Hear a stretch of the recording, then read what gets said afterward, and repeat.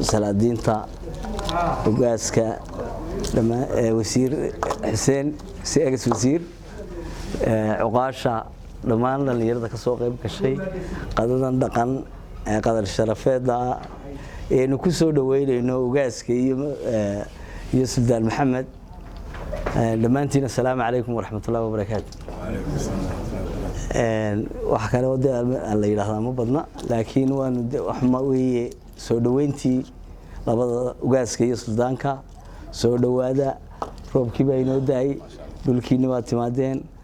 ku soo dhawaada mar labaad waxaan soo dhaweynaynaa ugaaska iyo suldaanka oo muddo badan dheer naga maqnaa oo maanta dalkoodii hooyo ku soo noqday oo halkan aan noqday sharaf ugu sameynay ayaanu aad iyo aad soo dhaweynaynaa waxaan leenahay soo dhawaada in kastoo abaartii naga maqnaydeen haddaa guga noo timaado waa idin soo dhaweynaynaa dhalinyarada iyo marti sharaftana aad baan u salaamayaa dawaan mahadsantihiin waa qada sharaf iyo soo dhaweyn aad iyo aad baa mahadsantihiin wassalaamu calaykum waraxmatullaahi wabarakaatu السلام عليكم ورحمة الله وبركاته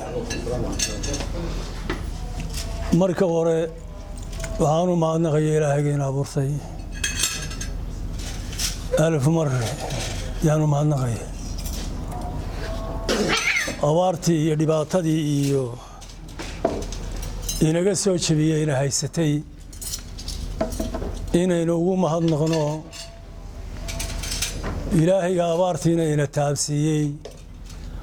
رحمدان يا وقبوغن يا وناغنا كدميسيي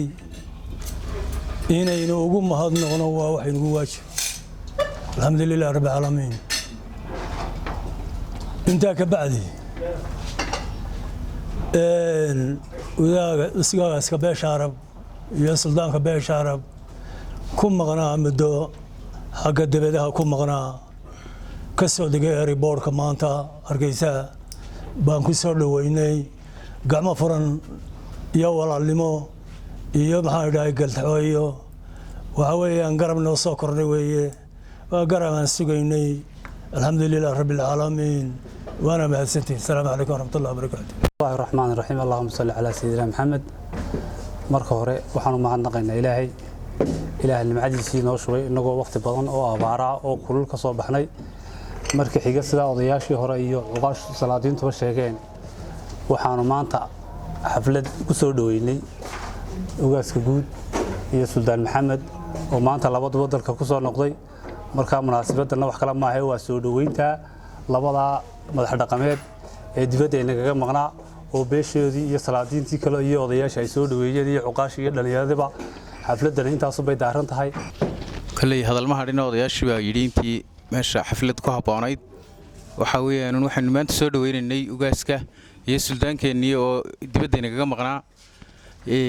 aad iyo aad baan idin soo dhaweynaynaa ugaas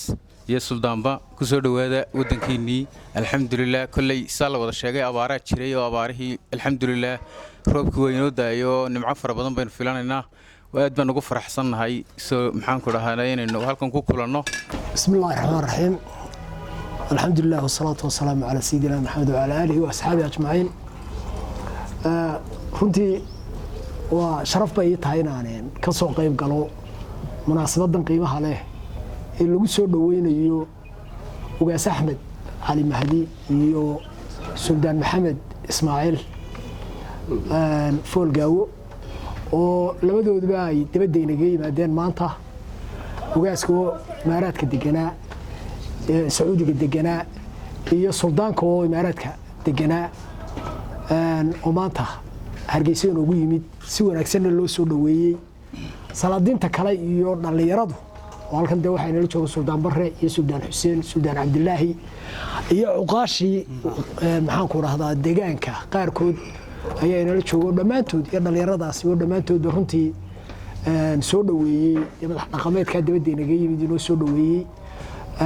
haddana de qada sharaf lagu maamusay ayaan runtii inaan ka soo qayb galno nasiib u yeeshay inaan ka soo qayb galaan aad iyo aad u faraxsanahay سلطانك يوجاسك وحن ليه سود وهذا تلك نبأ كسو هيتين محمد صلى الله عليه وسلم وعلى آله وأصحابه أجمعين صلاة تيدا شرفت له كل وان قبيلة دي يعني صلاة تنمر والبكو بالله با عيد والبس يدا يسكب بالله وتهوشي ده يعقاش شيء ده سياسيين بلني يرده dhammaan waan idin wada salaamaya marka hore assalaamu calaykum waraxmatullaahi wabarakaatu waxaa noo sharafa aniyo suldaanka inaannu dalkii dib ugu soo laabannay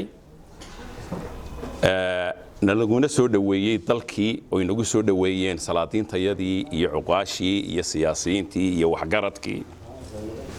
oo aanu qada sharaf u fadhina maanta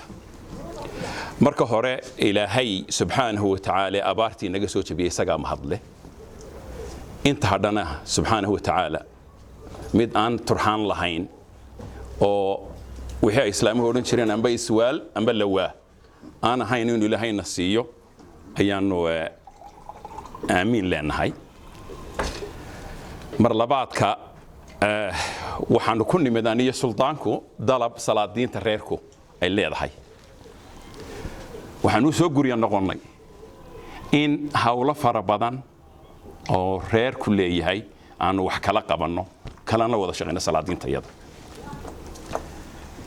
waxaanu nimid in nabadaynta wada dhalashada wax wada lahaanshaha Soomaaliland iyo jiritaankeeda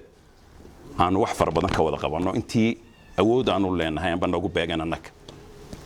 wax kale oo aanu nimid inaanu wax iska weydiino cabashada iyo baahiyaha iyo baadida reerka ka maqan sidii looga dabageli lahaa loona soo xiro gelin lahaa bihiya lati ahsan oon xumaanahay taana waanu nimid waanu ku wada shaqeynaynaa dhalinyarada qurbuhu si badan bay u dhagtaagayaan in saldanadii arab meel iskugu timaado aho waa wada joognaa iyo siyaasiyiintiiba anyway waynu wada joognaa hadalladayda jiindada hay ahaato dib baynu uga wada hadli doonaa meelo fara badan oo naxdxantaynayaa jira laakiin haycal falaax iyo hadeed ha gaadho yaan loo arkaynuun inay siyaasadaysan tahay fadhiga yagani siyaasiyiin madax dhaqameedku waxa weeye xisbi quray ku jiraan xisbiga Soomaaliland baa la yiraahdaa waxay uurkan hebel ka raba waa goonidee ya iyo wixii dalka dan u ah halkii loo arko waa gooni laakiin xisbi quray leeyihiin marka laga soo gudbadana salaadiinta arab xisbi arab la yiraahdaa bay ku jiraan that's it inkastoo maalmahan aad u baahan yihiin reer Soomaaliland in xisbiyada loo badiyo